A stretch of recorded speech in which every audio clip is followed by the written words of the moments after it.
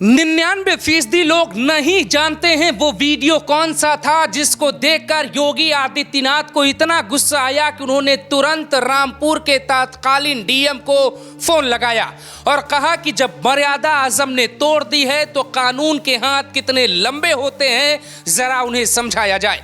IAS अधिकारी की मां पर टिप्पणी करना, योगी के राज में उनके ही डीएम की मां को गाली देना, मां की कोख पर सवाल उठाना, खुद डीएम को नीच और दुष्ट कहना। वो वीडियो जब जज साहब ने कोर्ट रूम में देखा तो उनका भी दिमाग खराब हो गया। मामला सुप्रीम कोर्ट गया, लेकिन जज साहब ने कहा माफी के लायक आजम की ये गलती नहीं है। खुद को भारी एडवोकेट कहने वाले आजम की अकड़ कोर्ट रूम में ही ढीली हो गई। पहले उस वीडियो को सुनिए, फिर पूरी कहानी तसल्ली से बताते। तुम्हें नहीं दिख रहा है रामपुर में कलेक्टर कैसा आया है?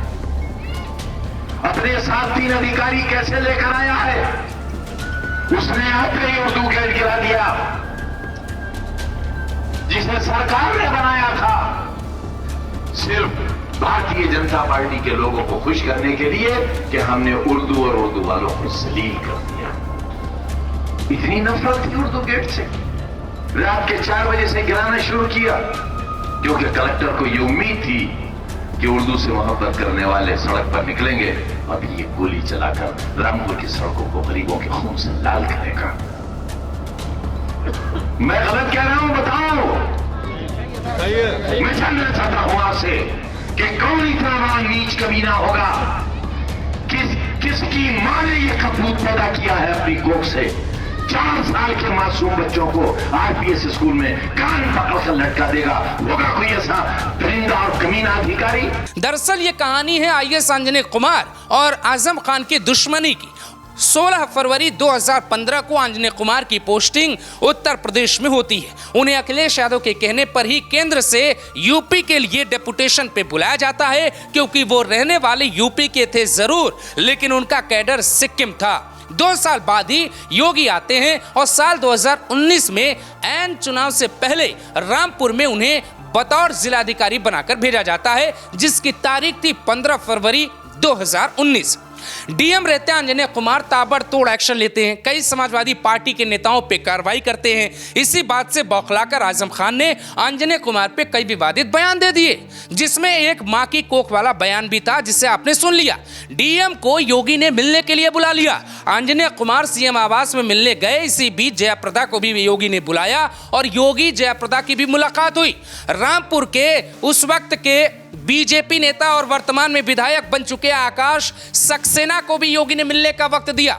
चारों तरफ से आजम खान को घेरने का प्लान बनाया गया। सबूत जुटाने के आदेश सीएम आवास से ही जारी किए गए और प्लान बनता है मां की कोख का बदला। योगी ने आजम को माफी का वक्त दिया, फिर भी कोई माफी नहीं मांगी गई।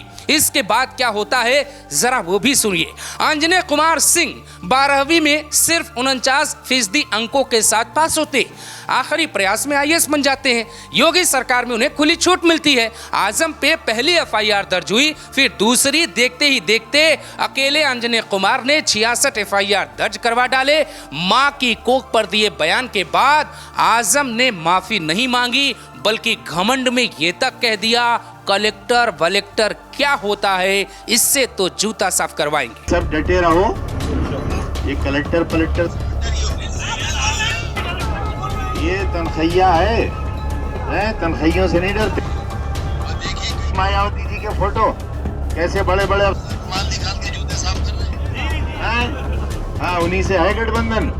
उनसे उन्हीं के जूते साफ कराऊंगा इंशाल्लाह ने चाहा। उधर बात डीएम की मां तक पहुंची तो इधर आजम के बेटे अब्दुल्ला, पत्नी तंजीम फातिमा और बहू तक की जांच शुरू हो गई। 2017 में विधायक बने अब्दुल्ला की विधायकी रद्द हो गई। इसी बीच अंजनी कुमार को एक फोन कॉल आता है। फोन करने वाले उनके पिताजी थे। उनके पिता मऊ के एक पीजी कॉलेज में भूगोल पढ़ाते थे। आजम ने जब मां को गाली दी तो पिता ने बेटे को फोन किया और कहा बेटा आवेश में आकर कोई काम मत करना। आजम खान एक नेता हैं और उनके बयान को एक नेता के तौर पर ही लेना। मुझे यकीन है कि तुम कभी इन बातों में उलझते नहीं हो सके तो शांति और धैर्य से काम करना। अब एक आईएएस की मां पर कोई भी ऐसी टिप्पणी करेगा तो आप क्या करते? अगर आप खुद आईएएस अधिकारी होते या अंजने कुमार की जगह होते तो कैसे जवाब देते?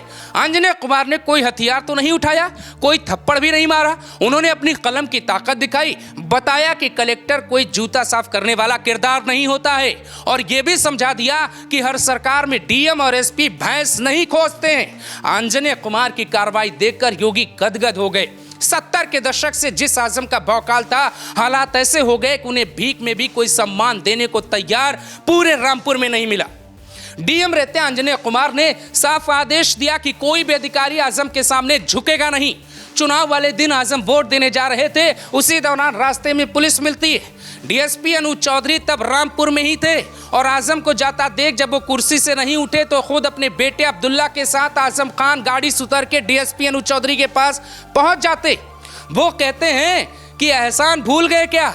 इस बात पे कलेक्टर से जूता साफ करवाने की बात करने वाले आजम खान को डीएसपी ने ऐसा फटकारा, वहां से चलते बने ये वीडियो इंटरनेट पर वायरल हो गया और आजम खान के लिए बहुत शर्मनाक साबित हुआ। साल 2021 में उन्हें योगी ने मुरादाबाद का कमिश्नर बनाया। मुरादाबाद मंडल में ही रामपुर भी आता है। आजम पर एक्शन जारी रहा। यूनिवर्सिटी पे बुलडोजर चला, जमीन जो कब्जा की गई थी उसे मुक्त करवाया गया।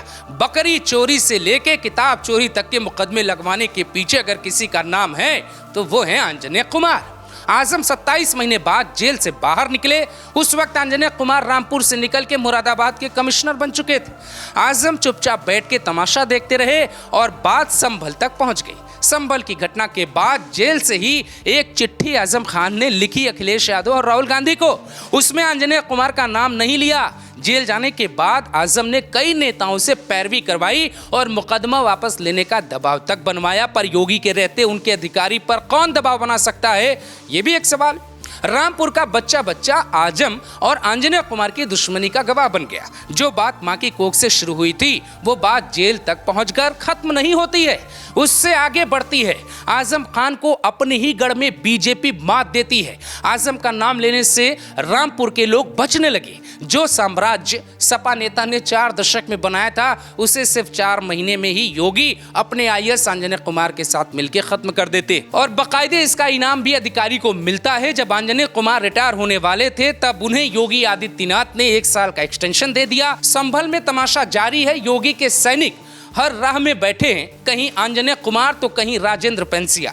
अब आप खुद तय कीजिए, क्या योगी ने आजम को मिट्टी में मिलाकर कोई गलत काम कर दिया है? आप अंजने कुमार की जगह होते तो मां के अपमान का बदला कैसे लेते? इस सवाल का जवाब जानने से पहले आप ये समझ लीजिए कि आजम को महिलाओं की इज्जत का ख्याल नहीं था। वो कभी जयाप्रदा के अंडरवियर पे सवाल उठाते तो कभी कलेक्टर की मां की कोख पे गलत बयान दे देते, पर वो भूल गए सूबे में एक संत बैठा है मुख्यमंत्री की कुर्सी पे जो न मां का अपमान बर्दाश्त करता है न जयाप्रदा जैसी बहन का सम्मान कम होने देता है। ये कहानी खुद आजम ने लिखी, लेकिन इसके पूरे किरदार में योगी आदित्यनाथ ने आजम की किताब ही बंद कर दी।